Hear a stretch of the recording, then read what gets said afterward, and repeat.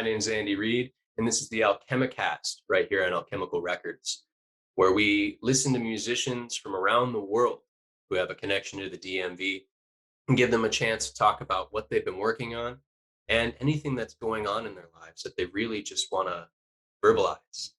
With me today, I have Ting Lin, a girl from Southeast D.C. with a background from China. She moved here around the age of 12, and man, she's a musical phenom. She's been playing piano since the age of 4 or 5, classically trained, and now she's a vocal star on the rise. Ting has an experimental genre that varies anything from Latin jazz to American R&B, influenced by 70s Cantonese classics and 80s Mandarin pop. She recently did a release with Jerome Williams called Love You For You Remix. And we're going to talk a little bit more about that on the show today. So, Ting, thank you so much for coming on the show. You are live on the Alchemicast. Ting, thanks for joining us. How's it going? Hello. Hello. Hey, how's it going? That was my Zumba profile picture there. I also teach Zumba, so. Right on. Wow. Thanks for doing this. Thanks for taking a break from your Zumba teaching schedule and hanging out for a bit. Of course. Thank you for having me. Yeah. So, what have you been up to? What's been going on? Well, things are kind of starting to get back to this new normal, right? So I've actually been taking my time, enjoying the summer, living life, not just so focused on music, fashion, Zumba, whatever it is that I have to do. Just taking a moment to breathe, and enjoy socializing with friends again and hanging around DC. Like we're just in Navy Yards. It's so like awesome there with all these restaurants and Yeah. like public spaces. So just like really taking a moment, but still coming up with new music and releasing new music. So Yeah, no, very cool. I was listening to your songs earlier today, and I love some of the influences that you bring in. The song "Te Quiero." You want to talk a little bit about that? It's like a Latin jazz kind of soul R&B influenced song. I yes, really really dug it. everything. Well, so I my Latin experience started in California. When I was in high school, I studied Spanish because in California there's lots of Mexicanos, Mexicans, and other types of Latin, people there. And I realized I'm surrounded by Spanish, so I decided to learn, 4 years of Spanish in high school, and I think I like took another class in college or something, and then realized it was too hard, so I was like, never mind. But I've always just loved the culture, just how passionate people are, how loving, how family oriented they are, and how different they all are too. It's not just one type of Latin person. Like depends on where you come from, whether it's Spain or Latin America. Like it's totally different. Um, so yeah, my love for the Latin culture started, in California, and then it just so I haven't been like I haven't been practicing Spanish like consistently as much as I like. But this song particularly, I wrote it based on a long distance relationship that I have with my current boyfriend. Hmm. He is Dominican. And so I was like, oh, like it would be cool to, have part of the song to be in Spanish. And he helped me with like writing some of the lyrics too to make sure I don't sound crazy. And Nice. yeah, it just made sense because he is Latino and because, the song is about us. And he's in the music video too. There you go. That's cool. He doesn't That's want that's he doesn't want people organic to know song that. development.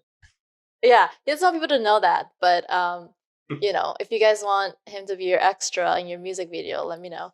Uh, but yeah, so that's the idea behind the song. It's just this long distance relationship we had for 3 years, that we overcame, and now we're living together now, thank God. Um, and I love writing about love songs, but I think sometimes people write about it from the same angle, and I try to write about it from a more personal angle, from a different angle. Like in this instance, it's love, but it's that complicated type of love where you're separated, so you miss each other, But then it's just like a very like it's very complicated emotions of love. It's not just like I love you, you love me back. Oh, I love you, you don't love me back. That type of thing.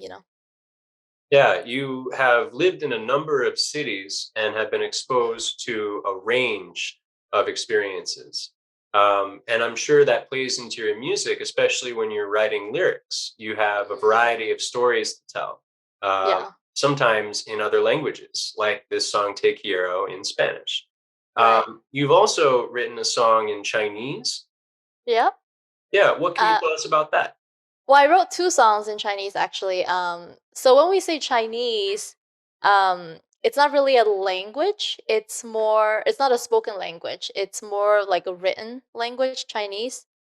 So like spoken language, there's Cantonese, there's Mandarin, and there's Shanghainese. There's different types of Chinese that's spoken. So the two songs I wrote were in Cantonese and in Mandarin. So the one in Mandarin, I collaborated with a producer in Italy. Actually, he wanted to do an album with like female musicians from all over the world in different languages, and he asked if I can do one in Chinese, and I was like, well, let me do one in Mandarin because I knew I already had my own in Cantonese. So I did this one in Mandarin. It's called NvWoRen, NV sorry, it's NvWoRen. It's like kind of hard to Warren. spell. But that one, it's about what it means to be a modern woman. Hmm. You know, in there, I kind of talk about like, my measurements are not your business. Like my appearance is not for display. You won't forget my name. Like it's a very powerful song, basically speaking to like the very patriarchal society that we live in. So that's the Mandarin one. And then the Cantonese one, it's called Dream Chaser, 追梦者 in Cantonese. That one is about the immigration experience. Hmm. Like everything that kind of, is involved with that, the complex of emotions again. The longingness for your homeland, like I miss my hometown a lot. So I wrote about that and the ups and downs of immigrating to a new land. And then just basically being positive and keep it pushing. And I wrote that kind of during the times, well, it's still happening, but the whole like stop AAPI hate movement. I wrote that kind of as a homage to the people that have immigrated, in the AAPI community, but also just anyone that has immigrated or moved to another country for a better life for themselves and families. So yeah, this song is like it's like a summer jam. It's happy. It's electronic. It's uplifting, I would say. Like most of your music, feel this sense of positivity, and it's full of these vibes that you just want to latch onto and not Hmm. escape. Yeah. Maybe you can tell us a little bit about your songwriting process and how you put some of these melodies and harmonies and lyrics together to form some type of sonic piece of wonder. Oh, Sonic Piece of Wonder. I like that description. I think a lot of my songwriting, I guess, inspiration. So I think my songs are very focused on. It's focused on like meaningful messages, but also like just beautiful melodies, and that kind of comes from my childhood, listening to Cantonese Mandarin pop from the 70s, 80s, 90s. Because Chinese music is very melody heavy, I would think. So you always get like attracted, you get attracted to a song by the melody first, and then you will listen to the messages. So that's kind of like how a lot of my songs are, just very like I focus really like on the beautiful melodies, catchy melodies first. Um, and then I think about what I want to talk about, through that song, depending on the melody and the vibe that I want to go for. So, like my very first song, Do You, it's about reflecting on life and being grateful. And and it's a, very kind of like ballad kind of melody. And then the Quiero kind of like became this very Latin, like you said, Latin jazz, sexy, like intimate love ballad. And then Takers, I was it was like it was like a ballad first, Hmm. and then I was inspired by a lot of songs that mixed in like rap and ballad. And I was gonna collaborate with a rapper for that, but then I was like, why don't I just try it? Yeah. So, so I was like, oh, I mean, people are not gonna judge me because I'm not like claiming myself to be a rapper. I just wanted to try it. So yeah, a lot of the songs is just like, yeah, the melody first, and then I think about what I want to talk about, the messages, and how like all of it, should come together. And then sometimes like I would even think about the music video that I want to do, like the visual representation of the song when I'm writing it too. So it's like this whole kind of like visual audio story. Like a multimedia piece of wonder. So something that is both audio and visual and, has a certain aesthetic to it. Uh, Yeah, Something that we can, begin to unpack is looking at the musician as a brand. right. Most musicians these days need to market themselves as a business. And Mhm. something that you've been doing is taking this undertaking on as marketing yourself as a business. Maybe we can talk about that a little bit. What does it mean to you to be a musician in the international world? Wow. I mean, I feel like a little fish in a big pond at the moment, so I don't feel like so international. But that is definitely the goal is to be able to create music and be able to tour and connect with people all over the world. Um, but yeah, it's about packaging yourself, right? We're not products, but you know, like your just think about your favorite musicians, like different musicians, they have different kind of brands, right? Some are, you call them divas, or other you call them rock stars. And like, why is that, right? From the way they carry themselves, the way they talk, the way they dress, the way they, play instruments or sing, Sure. the stage presence, right? And and then the messages that they put out, you know, they didn't have online presence before, but now it's like the online presence, the website, the merch, right? Even like color schemes that they have. So it's like it's so much that a musician actually, it's kind of annoying because we have a lot of work to do. Yeah. Especially when you're independent too, you got to do all of that, Yep. on your own. And you are an independent musician. You're representing yourself, right? So you're always Right. working. You're always on that hustle. I'm always either on social media posting about something, or I'm recording a new song, or I'm working, editing a cover art, or I'm editing a music video. And like after a while, it just becomes like things you do, and you don't even like, oh, it's no big deal. But sometimes you look back, you're like, oh my god, like I'm managing myself, like I'm managing a musician. Yeah. Um, yeah.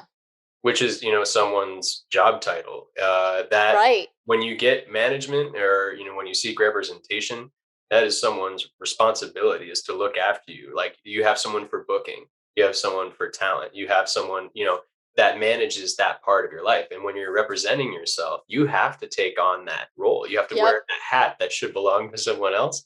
And then you find yourself just doing all these things, pursuing But all I these mean, different skill sets, I and think it's learn great a lot. though because like you're developing all these skill sets, like you said, and also you have a say in everything that you connect yourself to, or like shows that you want to do, people that you want to work with, the Yeah. way you want to represent yourself. You have a say in it, which it's very important to me, and I know it's important to a lot of independent artists. But yeah, it's a lot of work.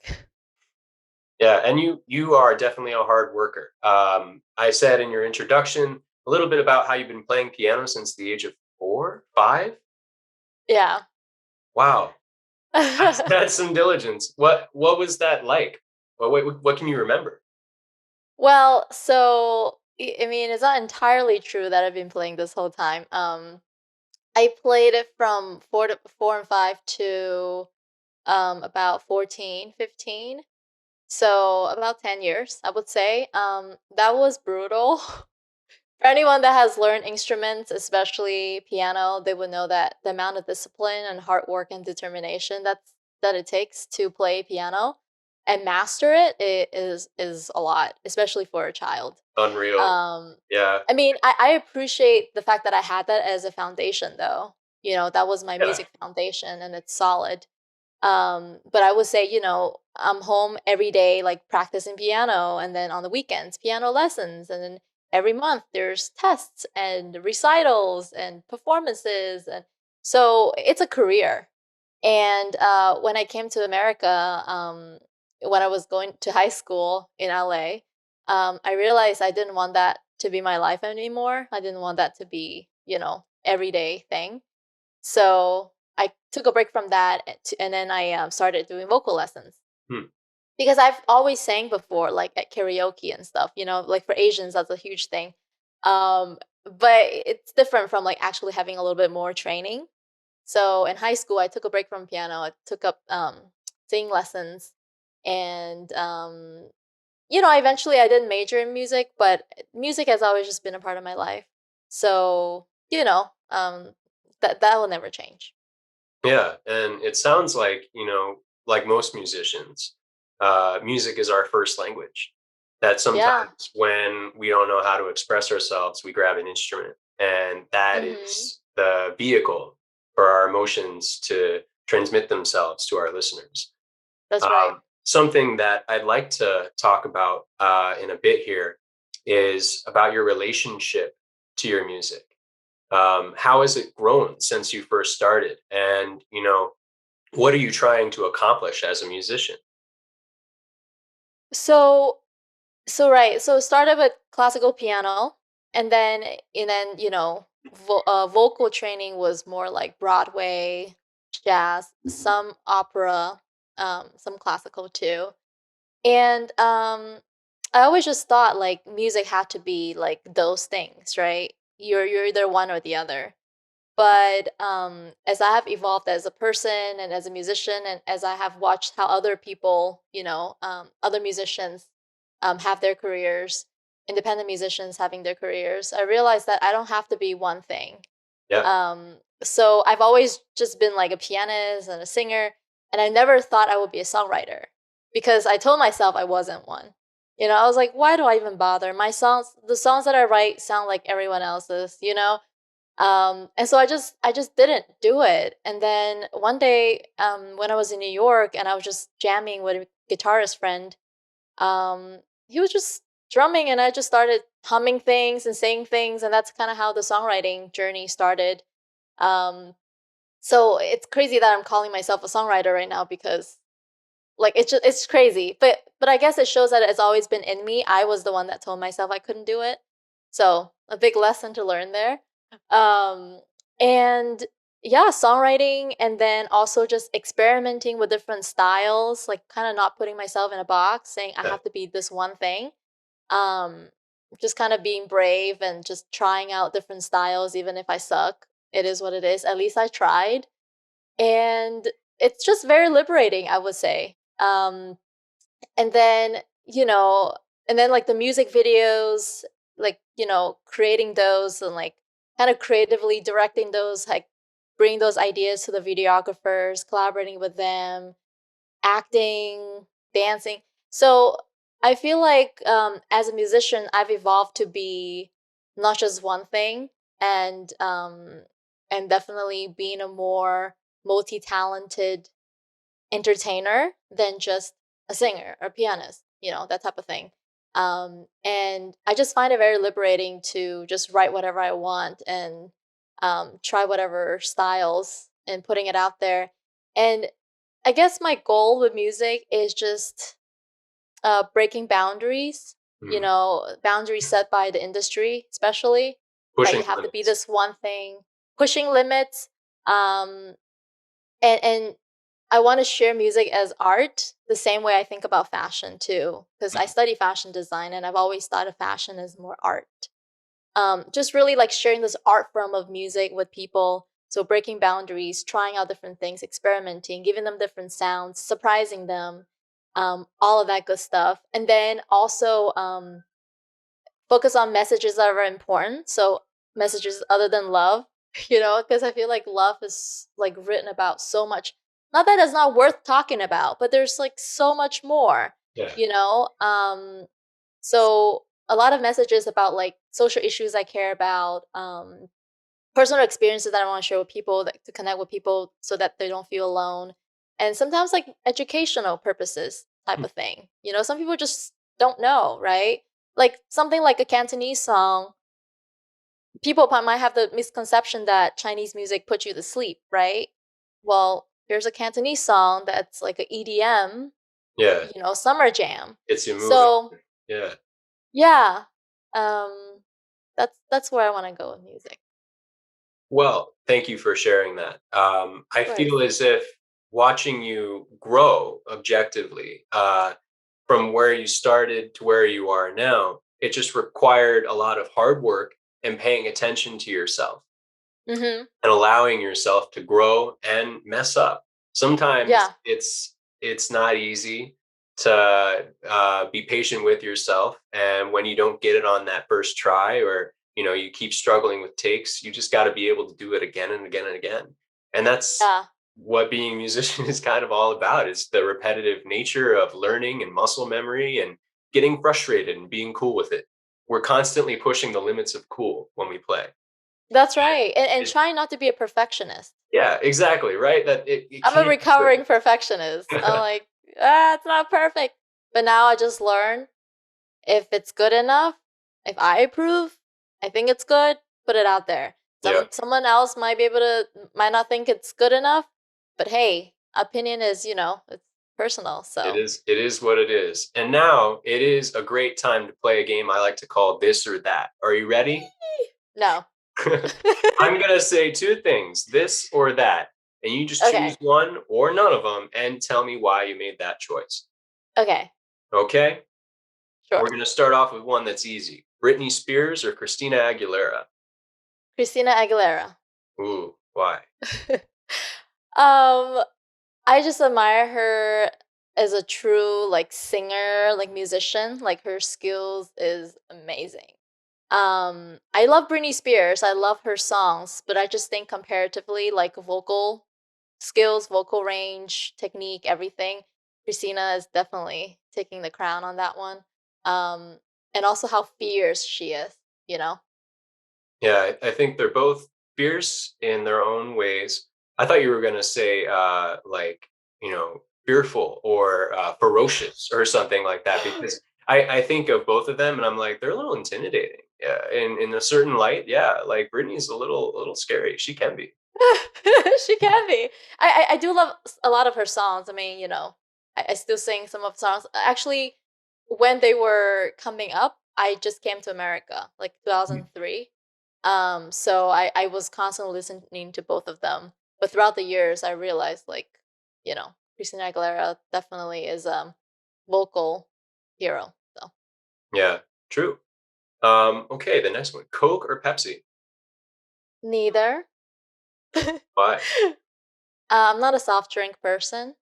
Just for health reasons, I just don't prefer to drink it. I prefer fruit juices, natural fresh fruit juices. That's or tea or Hmm. water, Yeah. that type of stuff. Do you have a juicer or a blender? Yes, matter of fact, my boyfriend and I just made a papaya, orange, peach. We just threw all the fresh fruits in there, and it was delicious. So I definitely Nice. recommend getting NutriBullet. It's not Yeah. sponsored, but NutriBullet a grinder smoother thing. Yeah. Way to be a healthy liver. I support that. That's a good positive message for everyone out there, is to It's juice. tasty too. It's not just healthy. It's tasty.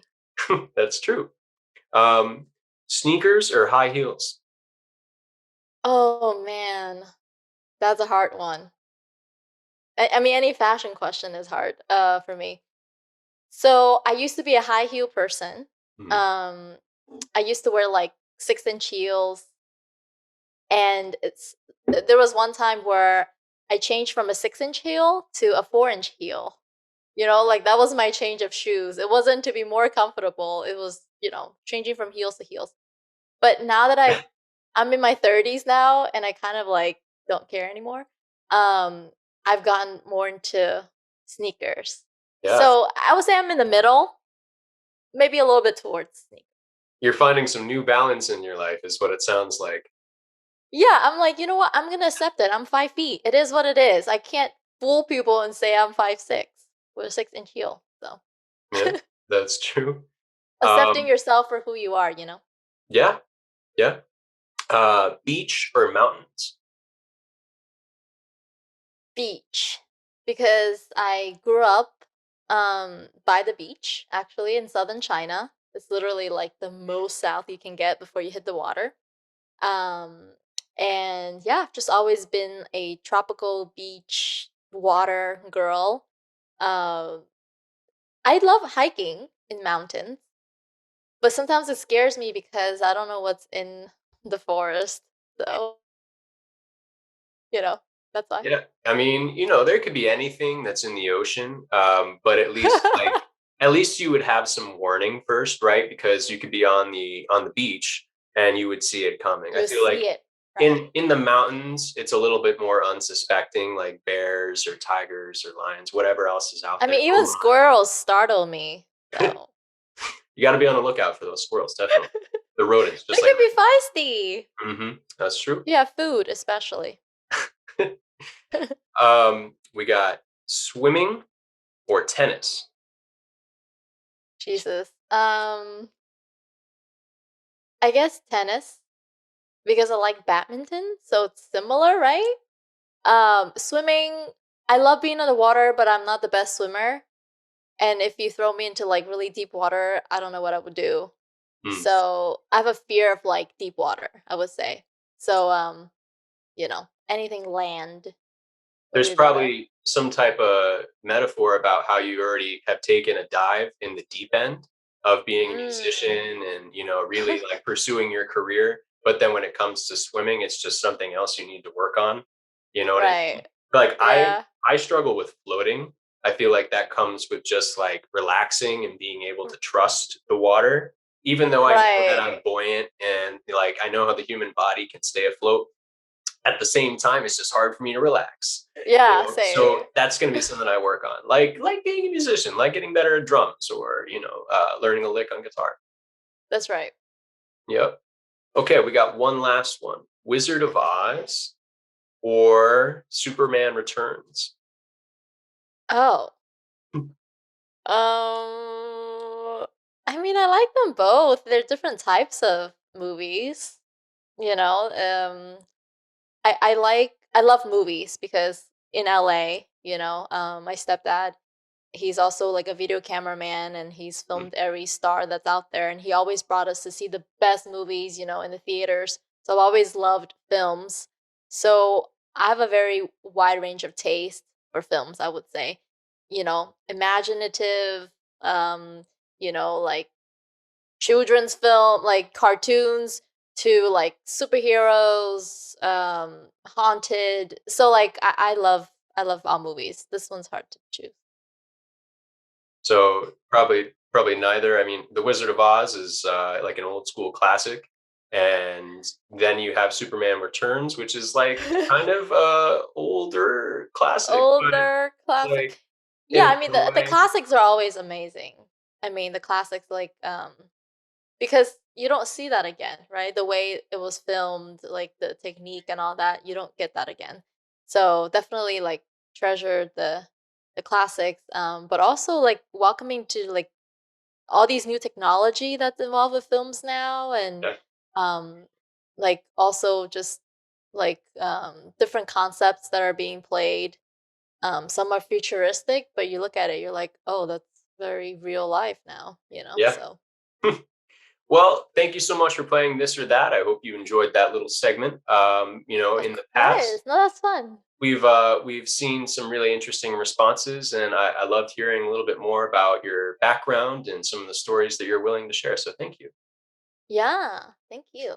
And now, at this point in our conversation, I want to ask you a question. What does it mean to you to be a musician from the DMV? Now, you're not from the DMV, but you have a strong connection. And that's important to focus on when we're talking about this community aspect. What does it mean to you to be a musician from this area? So being a musician in the DMV area to me is very unique because it's not a major music city like New York and LA, well, at least not yet. So I feel like there's a lot of freedom for musicians to be who they want to be here. At least I feel that liberty. So that's why I can do a lot of the experimentation and really just go on this journey to really find myself, as a musician here. Um, I love the community support among musicians, among the venues, the industry professionals, just everybody really just supporting each other. There's less of that competition, but more of Yeah. that collaboration mindset here. I'm gonna give a shout out to Capital Group Collective, which I'm a part of, um, where we are a group of diverse musicians just lifting each other up, promoting each other, helping each other get to wherever we want to get to, musically, well, and also in life. And I love organizations like DC Music Summit, where I recently just spoke on well, it's like my own session about how fashion styling, can contribute to the music persona for musicians. Um, and I was nominated for a Whammy Wow. um, Congratulations. for a Do Good Award. Thank you. So I just love all of these organizations, like really supporting musicians, whether they are emerging artists or very experienced artists. There's really no discrimination. It's like if your stuff is good, people will notice. People will want to support you. So that's why I love this area. Yeah. And it just comes with one step, which starts with putting yourself out there. Mm-hmm. Yep. Ting, thank you so much for coming on the show today. Really appreciate you taking the time to talk with us. Of course. Thank you so much for having this, giving different, again, like you guys too. Shout out to you. Alchemical Records and Alchemicast. So, just giving like different musicians platforms to talk about themselves and letting the audience know a little bit more about their work. So, this is very important too. Thank you. Yeah, of course. You're here for it. Mhm. Is there anything else you'd like to add? Anything you'd like our listeners or your viewers at home to know? I would just say, stay tuned for more original songs in different genres. Definitely, I'm collaborating with a lot more people because I love collaboration. Um, and more music videos. Hopefully, I can be performing a little bit more in person. I'm still a little bit shy about that. But look out for more in person performances this summer in the DMV area. All right. Well, you heard it here on the Alchemicast. My name is Andy Reid, and thank you so much for listening. Thank you for supporting local artists, and thank you for tuning in. Ting, thank you so much. Have a good one. We'll catch up Thank you, later, okay? Andy. All right. Thank Bye-bye. you. Bye.